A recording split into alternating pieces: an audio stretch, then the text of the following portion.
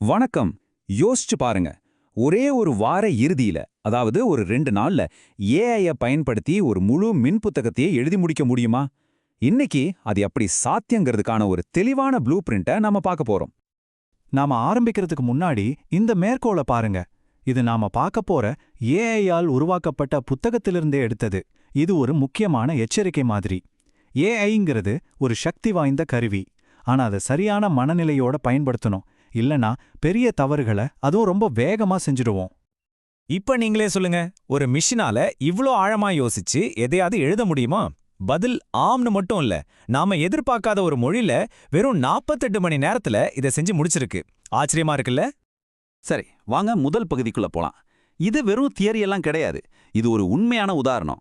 ஒரு சிக்கலான தலைப்புல, அதுவும் தமிழ்ல ஒரு முழுமையான மின் புத்தகம் ஒரே வார இறுதியில உருவாக்கப்பட்டது. இந்த மின் புத்தகத்தோட பேரு மனதின் பொறிதல் பிளஸ் குவாண்டம் ஏஜென்ட் ஏஐ. கேட்கவே சுவாரஸ்யமா இருக்குல்ல? மனிதனோட சிந்தனையையும் செயற்கை நுண்ணறிவோட செயல்திறனையும் எப்படி இணைக்கிறதுங்கிறத பத்தி தான் இது. இது வெறும் வார்த்தைகள் இல்ல, ஏஐயால் உருவாக்கப்பட்ட ஒரு முழுமையான படைப்பு. ஓகே, இவ்ளோ பெரிய விஷயத்த எப்படி செஞ்சாங்க? ஆச்சரியமான விஷயம் என்னன்னா, இதுக்கு பின்னாடி இருக்கிறது ரொம்ப ரொம்ப எளிமையான ஒரு செயல் திட்டம் தான். யார் வேணும்னாலும் இதை அப்படியே பின்பற்றலாம். பொதுவா எந்த ஒரு பெரிய வேலையும் ஆரம்பிக்கிறதுக்கு கொஞ்சம் கஷ்டமா தான் தெரியும். ஆனா ஒரு புத்தகத்தை தீம், தலைப்பு, அவுட்லைன் அப்படின்னு இந்த மாதிரி சின்ன சின்ன பகுதிகளா பிரிச்சுட்டா ஏஐக்கு அதை புரிஞ்சுக்கிறது ரொம்ப சுலபம். அப்புறம் ஒவ்வொரு படியிலையும் நமக்கு துல்லியமா உதவி பண்ணும். இந்த முழு வேலைக்கும் தேவைப்படுற கருவிகள் என்னன்னு பாத்தீங்கன்னா ரொம்பவே சிம்பிள். எழுதுறதுக்கு ChatGPT, டிசைன் பண்றதுக்கு Crello, அப்புறம் வெளியிடுறதுக்கு Gumroad. இந்த மூணு கருவிகளை வச்சு யார் வேணும்னாலும் இன்னைக்கே அவங்க சொந்த மின்புத்தகத்தை உருவாக்க ஆரம்பிக்கலாம்.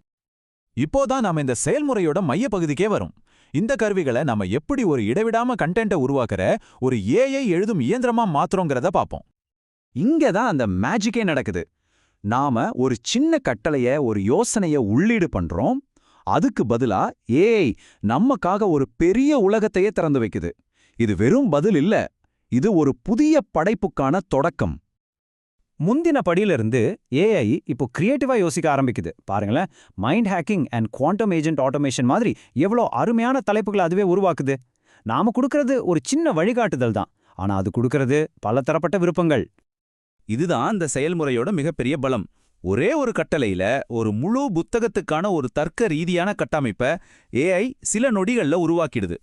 7 அத்தியாயங்கள் கொண்ட ஒரு தெளிவான அவுட்லைன். இது எவ்வளவு மணி நேர உழைப்பை மிச்சப்படுத்துது தெரியுமா?